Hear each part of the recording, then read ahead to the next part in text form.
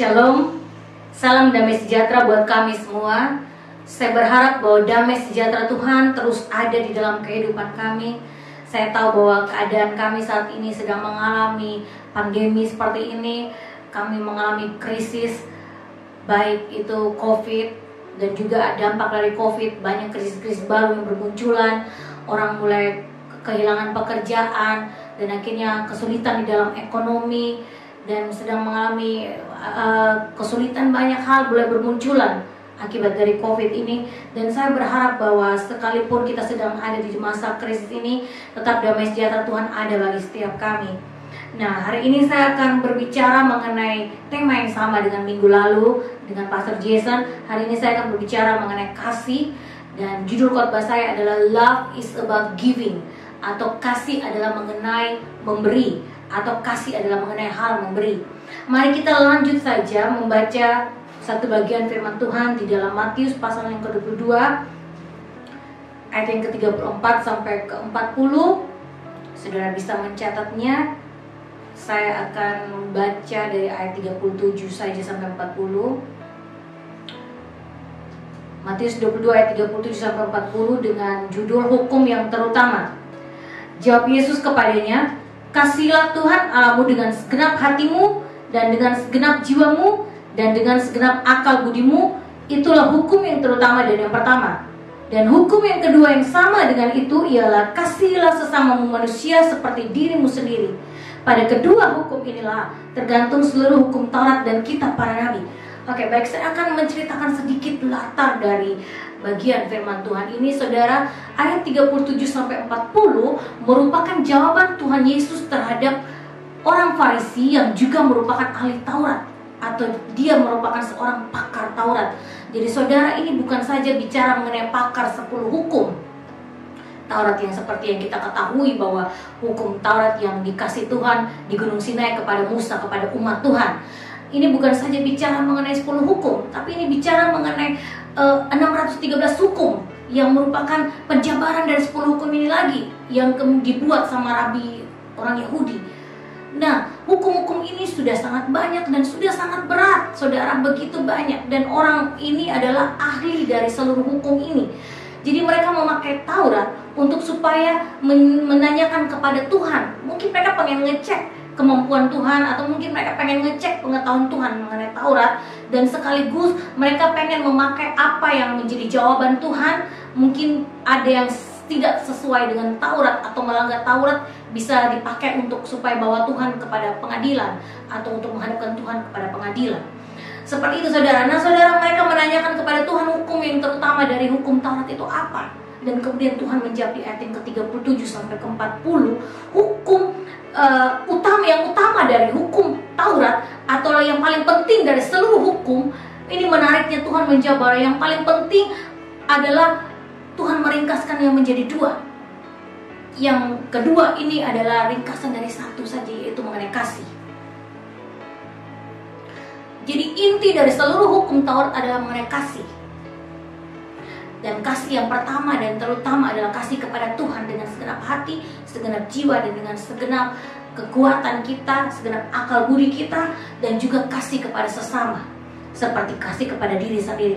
Nah, saudara, kemudian pertanyaan timbul waktu saya membacakan bagian firman Tuhan ini. Pertanyaan mulai timbul, bagaimana kita bisa mengasihi? Mengapa kita harus mengasihi Tuhan? Menjadi hal yang pertama yang harus kami lakukan. Dan bagaimana kami mengasihi Tuhan? Dan saudara, untuk mengetahui jawaban dari pertanyaan-pertanyaan ini, saudara harus tahu dulu konsep kasih yang Tuhan perkenalkan kepada manusia atau kepada umat Tuhan. Nah, saudara, ayat 37 ini merupakan kutipan Tuhan Yesus mengutip perjanjian lama, mengutip Ulangan pasal 6 ayat yang kelima. Jadi saudara, waktu saya membacakan Ulangan pasal 6 ayat yang kelima ini, saya mencari bahasa aslinya. Dan saudara, saya dapati di situ kata kasih itu memakai bahasa asli, yaitu ahava. Jadi kasih yang pertama Tuhan perkenalkan adalah ahava. Saudara tahu ahava artinya apa? Saudara tahu ahava artinya I give, atau saya memberi. Jadi konsep kasih yang pertama Tuhan perkenalkan adalah mengenai memberi. bukan orang lain memberi, bukan orang di luar kita memberi, tetapi saya memberi. Bukan bicara mengenai memberi saja, tapi bicara mengenai subjek yang memberi adalah saya. Saya memberi, bukan saya menerima, tapi saya memberi. Ini adalah konsep kasih yang Tuhan perkenalkan kepada umat manusia. Nah saudara, kalau bicara mengenai memberi, bagaimana kita bisa memberi? Karena saudara, prinsip dari memberi adalah saudara harus memiliki terlebih dahulu. Saudara harus mempunyai terlebih dahulu, baru saudara bisa memberi. Karena saudara tidak bisa memberi apa yang saudara tidak punya. You cannot give what you don't have. Saudara harus memiliki terlebih dahulu, baru saudara mampu memberikan kepada orang lain atau kepada Tuhan. Nah, saya juga sedang mengajarkan anak saya rumus matematika. Saya selalu bilang begini, 0 dikurangi angka berapa saja tidak bisa. Karena kalau 0 dikurangi apa saja, kalau bukan tidak bisa, hasilnya minus. Jadi kalau kita nggak mempunyai, kita nggak memiliki, kita nggak bisa membagikan kepada orang lain. Kita nggak bisa mengeluarkan dari yang kita punya kepada orang lain, merelakan kepada orang lain. Kita harus memiliki terlebih dahulu. Nah saudara, berarti kalau bicara mengenai kita mengasihi atau kita memberi kasih, terlebih dahulu kita harus memiliki kasih terlebih dahulu, atau menerima kasih terlebih dahulu. Nah saudara, bagaimana kita dapat menerima kasih, atau bagaimana kita bisa memiliki kasih? Saya ajak kita semua baca di 1 Yohanes pasal 4, mulai dari ayat yang ke-7, saya akan membacakannya. Saudara-saudaraku yang kekasih, marilah kita saling mengasihi, sebab kasih itu berasal dari Allah. Saudara lihat, kasih itu berasal dari Allah, dan setiap orang yang mengasihi lahir dari Allah dan mengenal Allah. Ayat yang ke-8, barang siapa tidak mengasihi, ia tidak mengenal Allah, sebab Allah adalah kasih. Jadi saudara, kita tadi membaca firman Tuhan, dikatakan bahwa saudara tidak bisa menerima kasih dimanapun, karena asal kasih cuma dari Allah. Saudara tidak bisa menerima kasih dari pihak manapun, dari tempat manapun. Saudara hanya bisa menerima kasih dari Allah, karena Allah adalah sumber kasih. Bahkan firman Tuhan berkata bukan saja sumber kasih, Allah pada hakikatnya itu adalah kasih itu sendiri. Jadi saudara tidak bisa menerima kasih dari manapun. Kalau saudara menerima kasih dari manapun, itu bukan kasih yang sebenarnya. Itu bukan kasih yang sejati. Sebab kasih yang sebenarnya adalah Allah. Kasih yang sebenarnya adalah dari Allah. Allah adalah sumber kasih. Engkau hanya bisa menerima kasih dari Allah. Jadi saudara, ini menjadi penting bagi kami. Karena saudara, ada banyak orang, dia pengen mencari jalan pintas. Mungkin saya nggak tahu, mungkin ada saudara di antara saudara yang sedang menyaksikan ini merasa bahwa mengalami, atau mungkin pernah mengalami bahwa kita nggak dikasihi dan kemudian akhirnya mencari kasih dari berbagai tempat. Mungkin mencari kasih di keramaian, di tempat malam, di night club, atau mungkin mencari kasih di obat-obatan, di minuman keras. Jadi saudara bergaul dengan orang-orang seperti itu, saudara merasa bahwa saudara dikasih. Saudara mau cari dimanapun di tempat ini, di kolong bumi ini, di kolong langit ini, saudara tidak akan menemukan kasih. Karena firman Tuhan katakan bahwa asal kasih atau sumber kasih adalah Allah saja. Jadi saudara, kalau saudara ingin menerima kasih, saudara ingin sanggup mengasihi, saudara harus dekat dengan Allah. Semakin saudara jauh dari Allah, semakin saudara akan tidak bisa dikasihi. Semakin saudara tidak menerima kasih, semakin saudara merasa saudara tidak dikasihi. Saudara, untuk saudara merasa dikasihi, datang kepada Tuhan. Saudara harus dekat kepada sumber. Saudara tidak bisa jauh dari sumber. Dan saudara, kalau saudara jauh dari sumber, saudara tidak bisa mengasihi dengan benar. Banyak orang yang mungkin punya masalah waktu masa kecilnya, masa lalunya belum beres. Mungkin dia masih memiliki belum rekonsiliasi dengan Tuhan. Mungkin dia masih belum mengampuni. Mungkin dia masih tidak bisa menerima masalah yang terjadi dalam kehidupan dia. Dia belum menerima bahwa setiap masalah yang terjadi, masa lalu yang terjadi adalah sesuatu yang terjadi diizinkan Tuhan, atau dan lain sebagainya. Dia menyalahkan Tuhan atas setiap masalah yang terjadi dalam kehidupannya. Dan karena hal ini, karena dia menyalahkan Tuhan, akhirnya dia menjauhkan diri dari Allah.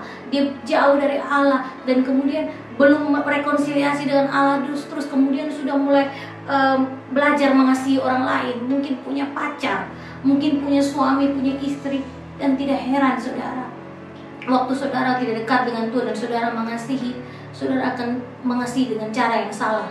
Saudara mungkin mengasihi yang saudara lakukan adalah saudara lebih banyak menerima daripada memberi, karena saudara kekurangan kasih. Jadi saudara mau untuk supaya bagaimana orang yang di luar sana bisa memberi kasih kepada saudara lebih, atau mungkin barang-barang tertentu, benda-benda tertentu bisa dapat memberikan kasih yang lebih kepada saudara. Jadi kalau misalnya selama you buat saya happy, saya mengasihi you. Kalau misalnya you tidak buat saya happy lagi, saya tidak mengasihi you. Jadi kayak seolah-olah begini, you tetap begitu, jangan ada kelemahan. Kalau saya melihat kelemahan you, maka saya menjadi tidak menyukai you, karena saya tidak bahagia karena melihat kelemahan itu. Dan saudara, akhirnya bisa terjadi banyak perceraian, bisa terjadi banyak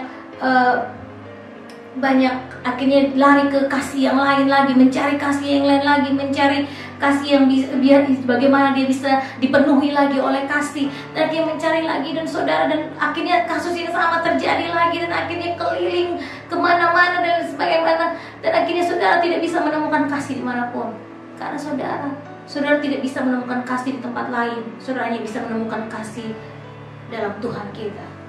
Dan kemudian saudara, setelah saudara menerima kasih dari Tuhan, akhirnya saudara mengalami bahwa saudara dikasihi. Setiap orang yang menerima kasih Tuhan pasti mengalami dikasihi. Dan saudara, firman Tuhan katakan, waktu engkau sudah dikasihi, engkau sudah menerima kasih Tuhan, maka hal selanjutnya yang engkau harus lakukan, dan ini adalah menjadi perintah bagi setiap kami. Hal yang pertama yang harus kita lakukan adalah kita memberikan apa yang kita punya kepada Tuhan. Karena seperti saya bilang tadi, konsep kasih yang diperkenalkan Tuhan adalah sifatnya memberi. Saudara harus memberi apa yang saudara punya. Saudara memberi segenap hati saudara, seluruh kekuatan saudara, seluruh apa yang saudara pikirkan, seluruh agenda-agenda saudara, seluruh rancangan saudara, rencana-rencana saudara. Saudara libatkan Tuhan, saudara sertakan Tuhan, saudara utamakan Tuhan di dalam setiap itu. Saudara serahkan kepada Tuhan setiap apa yang menjadi rencana saudara, setiap apa yang menjadi kebutuhan saudara, setiap apapun yang menjadi pergumulan saudara, apapun itu, setiap yang menjadi prioritas saudara, kepentingan saudara, saudara berikan kepada Tuhan. Itu harus menjadi hal yang pertama dan yang paling penting untuk kami lakukan. Firman Tuhan katakan. Nah saudara, kita kilas balik sedikit di Ulangan pasal 6, supaya bagaimana kita bisa mengasihi Allah sebagai yang pertama dan terutama. Seperti firman Tuhan katakan di Ulangan pasal 6, di ayat yang keempat itu, sebelum Tuhan mengatakan supaya umat Tuhan untuk mengasihi Tuhan dengan segenap hati, dengan segenap jiwa, dan dengan segenap kekuatan, di ayat yang keempat dikatakan begini, Tuhan bilang ini, ketahuilah hai Israel, aku ini Allah adalah Esa. Jadi Tuhan mengatakan kepada umat manusia, aku itu satu-satunya Allah. Itu sebabnya aku tidak mau diduakan, aku tidak mau dibanding-bandingkan, aku tidak mau ada pihak lain yang diandalkan lebih daripada aku diandalkan. Engkau harus mengandalkan Tuhan terlebih utama daripada yang lainnya. Engkau tidak boleh mengandalkan hartamu, engkau tidak boleh mengandalkan orang tuamu, engkau tidak boleh mengandalkan orang sekitar mungkin yang punya kemampuan bisa membantu saudara untuk memiliki kemampuan tertentu, atau memiliki harta yang bisa membagi kepada saudara. Saudara tidak bisa mengandalkan semuanya itu lebih daripada saudara mengandalkan Tuhan. Saudara harus mengandalkan Tuhan yang terutama, karena Dia harus menjadi Tuhanmu, Dia harus menjadi Allahmu, Dia harus menjadi satu-satunya Allah kami. Jadi hal yang pertama setelah kami menerima kasih daripada Tuhan, kami harus mengasihi Tuhan. Kami harus memberikan hidup kami kepada Tuhan lebih daripada segalanya. Firman Tuhan katakan, persembahkanlah tubuhmu, dan itu adalah persembahan yang terbaik. Itu adalah ibadah yang sejati. Firman Tuhan katakan demikian. Persembahkan kehidupanmu yang dimana engkau punya banyak rencana, yang engkau ingin mengalami hal-hal yang terbaik, itu engkau persembahkan kepada Tuhan sebagai hal yang paling utama dan paling pertama engkau lakukan di dalam kehidupanmu. Dia harus menjadi yang pertama dalam agenda kita. Dia harus menjadi yang pertama dalam prioritas kita. Nah, setelah engkau sudah mengasihi Allah, nah ini yang menariknya kemudian, engkau kasih yang hukum yang kedua adalah mengasihi kepada sesama seperti dirimu sendiri. Nah, saudara, menariknya ini saudara mengenai mengasihi sesama dan seperti diri sendiri. Kalau kita lihat, kita perhatikan dari ayat 37 sampai 40 ini, sepertinya ada 3 objek kasih, yaitu ada Tuhan, ada sesama, dan juga diri sendiri. Tetapi kenapa diri sendiri itu tidak menjadi hukum yang ketiga, atau mungkin hukum yang kedua, hukum sesama itu adalah hukum yang ketiga? Kenapa diri sendiri itu tidak menjadi tujuan, mengasihi diri sendiri itu tidak menjadi tujuan? Karena saudara, kita sudah mendapatkan kasih dari Allah. Kita cukup mendapatkan kasih dari Allah. Kita nggak perlu mengharapkan menerima balasan dari pihak manapun, karena pihak manapun itu bukan sumber. Sumber kasih adalah Allah, saudara. Saudara, ini artinya begini: saudara memberi tanpa saudara mengharapkan diberi balas, atau saudara tidak mengharapkan pamrih, saudara tidak menuntut balas. Karena saudara, kalau bicara mengenai memberi dan mengharapkan balas, kalau orang yang punya kemampuan membalas bisa membalas. Misalnya kau meminjamkan uang kepada orang tertentu, dia punya uang lebih, dia bisa membalas. Tapi bayangkan kalau benar-benar orang yang nggak bisa membalas kepada kita. Makanya Tuhan bilang bukan saja mengasihi orang yang baik kepada kita, itu udah biasa, semua orang bisa mengasihi orang yang baik. Tapi bagaimana kalau mengasihi kepada musuh? Karena musuh pasti kemungkinan dia susah untuk mengasihi balik kami. Jadi ini bicara mengenai mengasihi musuh atau mengasihi orang di luar diri kita, itu bicara mengenai mengasihi tanpa menuntut balas. Mengasihi tanpa kita menerima balik kasih. Karena saudara, sumber kasih bukan dari pihak manapun. Sumber kasih itu dari Allah. Sumber segala sesuatu Allah. Makanya Alkitab dengan ulang-ulang mengatakan bahwa upah kita itu di sorga.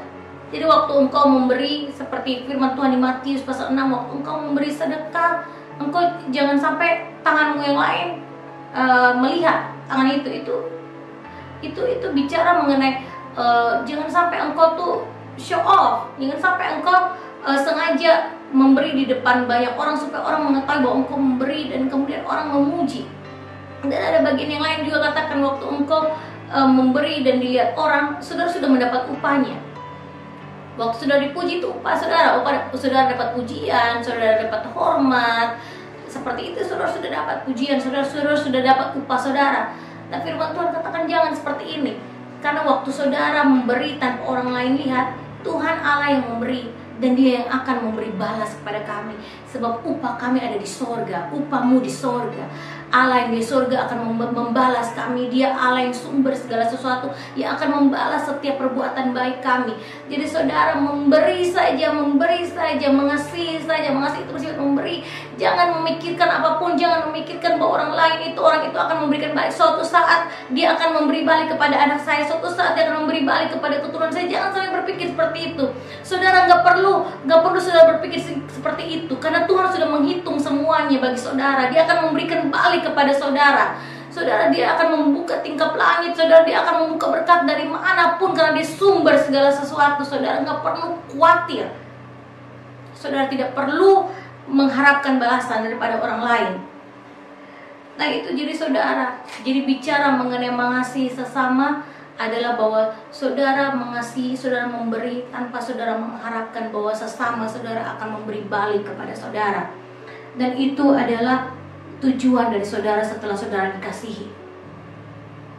Itu hal yang kedua yang kita belajar mengenai mengasihi sesama adalah hukum yang kedua, dan yang sama pentingnya dengan hukum yang ketiga, yang pertama.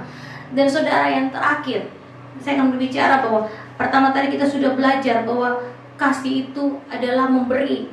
Saya memberi, seperti tadi konsep kasih yang kita belajar di Perjanjian Lama yang Tuhan perkenalkan bagi umat manusia. Itu sudah dikatakan bahwa konsep kasih adalah memberi.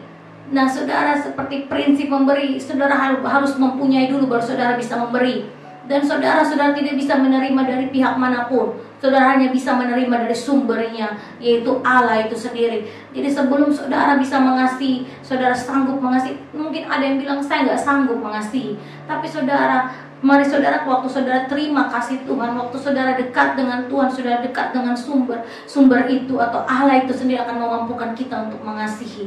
Allah akan memampukan kita untuk memberi. Dan saudara, waktu kita sudah mendapatkan dari Tuhan, Tuhan mengatakan bahwa engkau harus yang pertama yang engkau harus lakukan, hal yang paling pertama dan hal yang paling penting menjadi agenda dalam hidupmu adalah beri semuanya kepada Tuhan terlebih dahulu. Engkau harus mempersembahkan semuanya kepada Tuhan terlebih dahulu.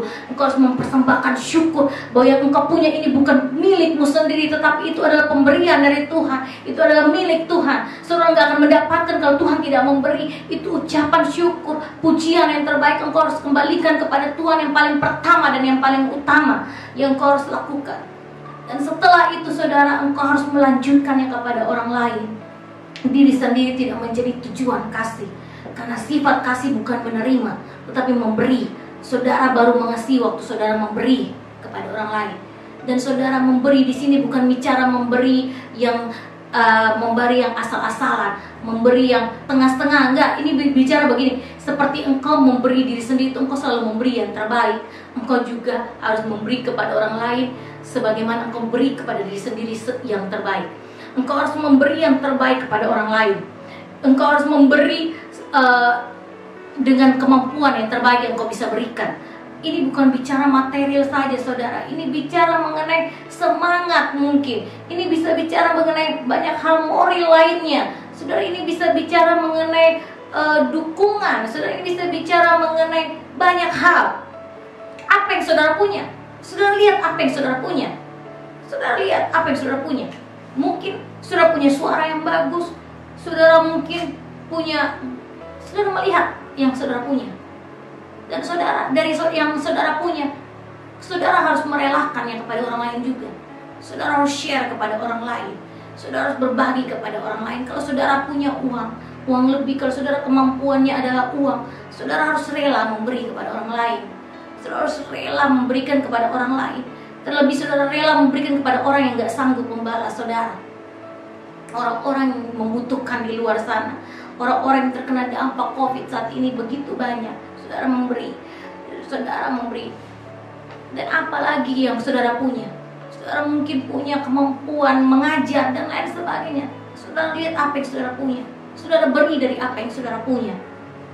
Dan kemudian yang terakhir saudara, mengenai hal memberi ini adalah hukum. Dan menariknya saudara, hukum itu bersifat memaksa, bersifat engkau wajib harus melakukannya, engkau harus melakukannya saudara. Dan kalau sesuatu yang memaksa gini biasa kita nggak suka, nggak senang saudara. Tetapi firman Tuhan begini, bahwa engkau harus mengasihi. Jadi engkau harus menyukai hukum ini, bahkan mengasihi itu. Jadi senang itu harus menjadi hukum bagi kita, atau hukum itu menjadi sesuatu yang kita senangi. Jadi saudara-saudara harus senang untuk menerima dan menjalani hukum ini. Saudara harus menyukainya dan harus menjalaninya dengan senang. Dan ini adalah hukum bagi kami semua. Mari saudara, ini menjadi sesuatu kewajiban bagi setiap kami. Memberi adalah hal yang wajib bagi setiap kami. Terima kasih, saya hanya sekian saya bisa bagikan kepada kami semua. Tuhan memberkati.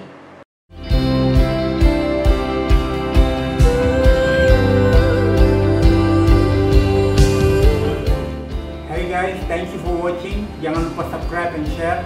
Sekali lagi thank you and God bless you.